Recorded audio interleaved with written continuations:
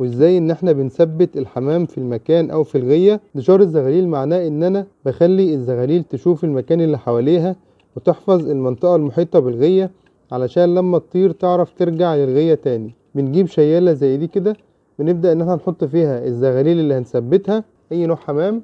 بعد كده بنحط المية زي ما انتوا شايفين، وبنحط الاكل وبنسيب الزغاليل فوق الغية.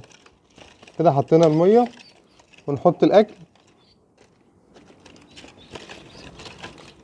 ونسيب الزغاليل نرفعها فوق الغية علشان تبدأ تحفظ المكان. بنرفع الزغاليل كده، انا طبعا حاطط الكرتونة ديت علشان برضو تحميهم من الشمس، وبنسيب الزغاليل تحفظ المكان، وبنفتح للاهالي علشان الزغاليل تشوفهم وهم بيخرجوا وبيدخلوا، علشان الزغاليل الصغيرة تبدأ تتعلم من الحمام الكبير ازاي ان الحمام بيخرج ويدخل للغية.